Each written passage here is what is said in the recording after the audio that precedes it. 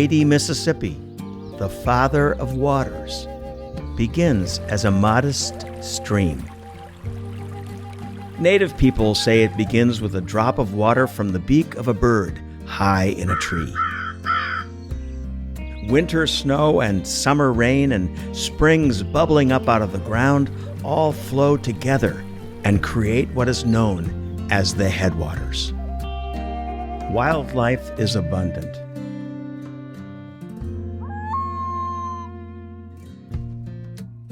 The river traces a serpentine path with many twists and turns. The headwaters are beautiful and peaceful, nature's great and holy cathedral.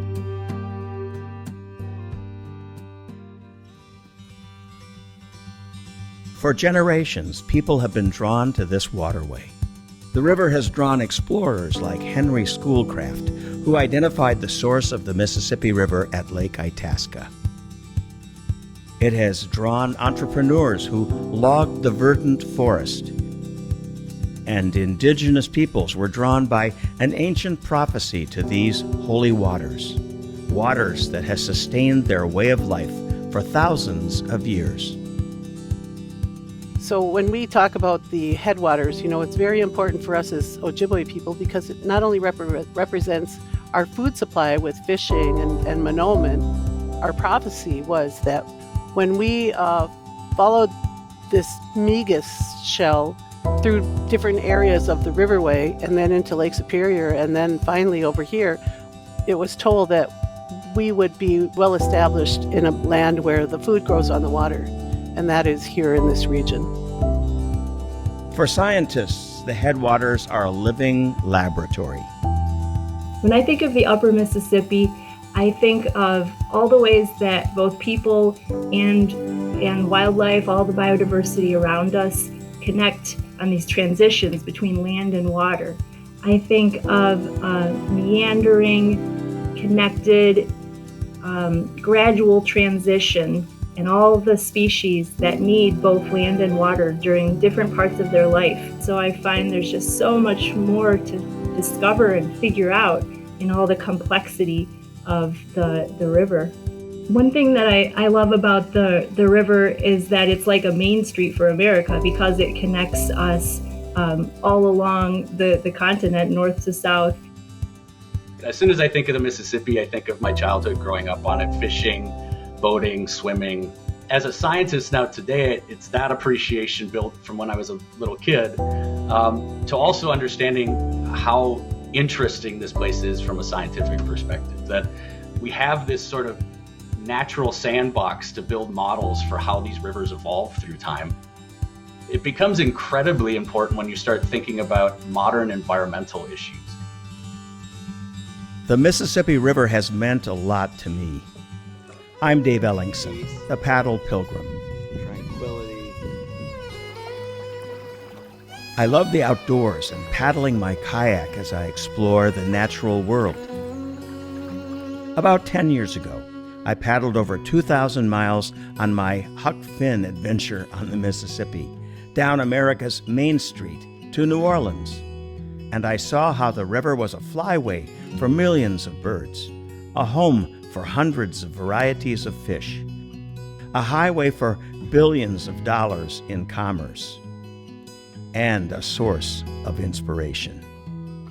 For our team of adventure paddlers, Jim Lewis, Ellen McDonough, and me, a return to the headwaters was a homecoming for good friends. Each of us has paddled the entire Mississippi, but we heard the call to return to our favorite stretch of the river, to savor the scenery, enjoy the wildlife, and renew our spirits. All adventurers, especially paddlers, hope for the best, but prepare for the worst. Our plan was to launch in early June to avoid midsummer heat, humidity, and mosquitoes. It's always great to meet fellow paddlers And as we started out, we ran into two guys canoeing the headwaters. We wished them well, but then heard something no paddler wants to hear. A canoe scraping bottom, low water, a not so subtle hint of what was ahead. We decided to start further downstream on several large lakes. The skies were blue and sun bright, and we launched near Bemidji. But it was getting warm out. No, it was hot, 100 degrees hot. On the water, it was bearable. But once we stopped to camp, the heat and the bugs were overpowering. 3 high-temperature records were set in the Twin Cities this week, and hundreds of records were toppled statewide. Simply put, it's been the warmest start to June in Minnesota history. So the summer of 2021 was no joke as you look at the rates of warming, not only since, the beginning of the 20th century or since the beginning of the Industrial Revolution, but even in just the last 50 years or so. Some of the fastest warming rates are in the northern parts of Minnesota, and that includes the Headwaters region. But we kept going. One of the parts I love best in our adventures together is setting up camp and sitting around eating and swapping tales. Ellen would complain that our laughing often made her stomach hurt. Well, when we got into our respective tents that night, we were really hot. As I laid sweating in a pool of sweat, I felt this cool breeze coming in from around me when actually there was no breeze in sight outside. The mosquitoes were fanning me in my tent. I was actually grateful to be fanned by mosquitoes. So I guess it wasn't all bad. We paddled on. You could almost see the water level going down. The boat launches we used to get out of our kayaks were now almost 5 feet above the water. We paddled long hours looking for access to the shore where we could set up a tent or whatever to get relief from the heat. And what I learned was don't trust David to hold the boat. We'd been in the kayak for hours, so my legs were kind of wobbly. So I asked David to pull up beside me and stabilize my kayak while I got out. And as I was getting out, and I realized my legs were widening, I was doing some sort of circus maneuver, and David was nowhere near me. He was out in the middle of the river. He drifted away, didn't say a word. Growing up here, I don't honestly recall seeing what I saw in the summer of 2021, where I saw waterfalls completely dry that have, as long as I've known them, have been flowing. I saw rivers at record low levels. Probably we're going to see things like this into the future. Going in early June, you should have had optimal water conditions, and you had really terrible water conditions. And my guess is that whatever flow you saw was groundwater, it wasn't even from the surface. And I think that's a climate change issue. As outdoor adventurers, we were experiencing firsthand climate change. And this journey confirmed what scientists have predicted. As the water level kept falling, we were witnessing in real time a mini Grand Canyon being sculpted in mud banks, exposing holes where muskrats and otters and beavers once lived.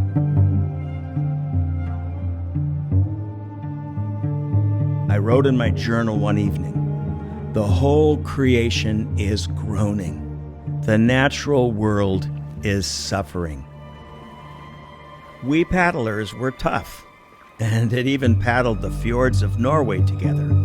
But this was a different story. Our spirits were sagging, and we wondered if we should hang up our paddles. But the river The land, the trees were suffering too. The Headwaters had called us to return, and it felt like they were trying to tell us something and become our teacher.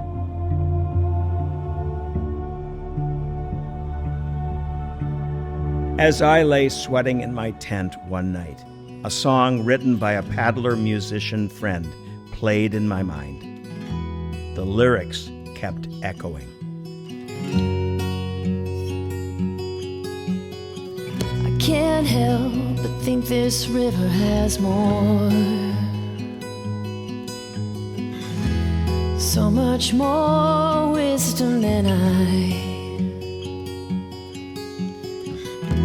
It always knows what it's supposed to do. Wouldn't it be nice if we could do that too? The river just flows, the river just goes.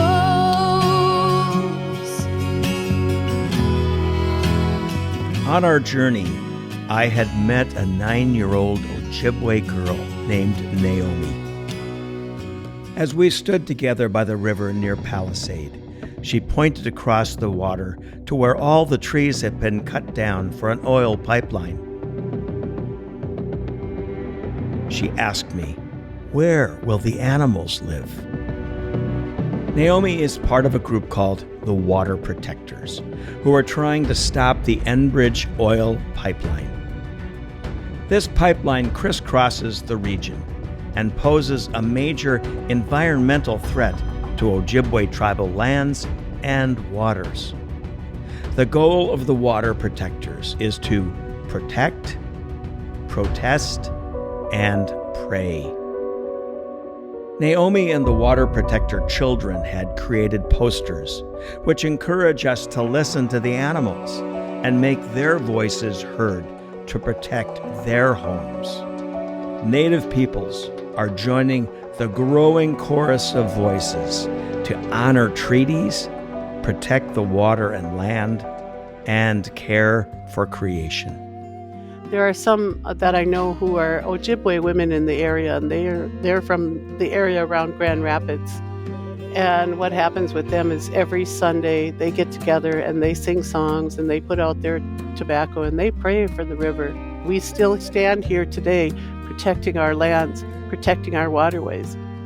We do this because we have a spiritual investment in all that is around us, and we offer our prayers to our Mother Earth because that's who we are as Ojibwe people. We understand who we are in the universe with our feet planted firmly on the ground and our hands in the air. We are the people who connect all lands and skies here in our Earth realm. I remember an Ojibwe prayer. Grandfather, Sacred One, teach us love, compassion, and honor, that we may heal the earth and heal each other. Protecting the earth can take many forms, such as through public policy. The state of Minnesota has led the way through its Clean Water, Land, and Legacy Amendment to the state constitution that uses a small percentage of the sales tax to protect, enhance, and restore Minnesota's lakes, rivers, streams, and groundwater. The Mississippi and the rivers that flow through it, the landscapes that are here, are incredibly beautiful places, but they're also incredibly sort of delicate places. And I think if we're conscientious and we are ambitious enough to think about how to live within them in this sort of symbiotic relationship, we can preserve those landscapes and the waters themselves for generations. And we need to be proactive about it. I'm optimistic about Minnesota because of what Minnesotans believe in general and what they're doing already. I guess my little contribution to try and ease some of these problems are that my family, we try to buy new as infrequently as possible. and to purchase, when possible, used goods, things that don't require manufacturing. I also ride a bicycle to work whenever I can, including in the winter. Personally, I'm trying to fly less, and so I want to use the recreation opportunities, the chances to enjoy nature closer to home rather than flying to exotic places. And so I really come to appreciate the chance to connect with nature right within a bike ride from home. I think if I can do the same sort of thing my father did, which was take me to these places, show me these places, and get me to understand and appreciate what they are and why they're important. If I can at least do that with my kids, I would feel very good about being a good dad. But I want them to have the experience I did, right? Growing up fishing and swimming and boating. I want them to have that experience because through that, I think they'll appreciate how beautiful these places really are, especially the Mississippi and what that means for this entire region. For Jim, Ellen, and me, our Headwaters paddle was eye-opening. This was the Main Street of America. Much needs to be done, but as individuals and together, we can make a difference. The Mississippi Headwaters are a classroom and a cathedral. The bells are ringing and calling us to action to care for the Father of Waters and Mother Earth. First of all, we just have to start talking about it. Talk to your friends and neighbors and vote. Become a water protector where you live. Involve your children. Go down to the river and pray. Our actions will all add up. Like the drop of water from the beak of a bird high in a tree that falls and grows into the mighty Mississippi. Roll on, mighty waters.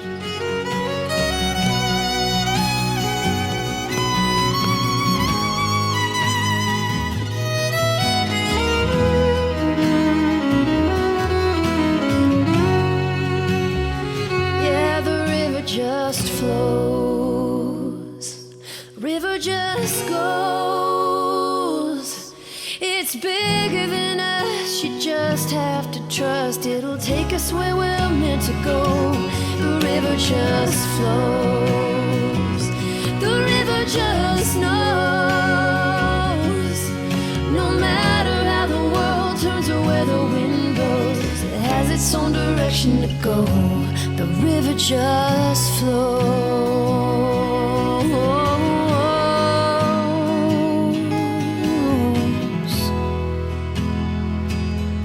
The river just flows.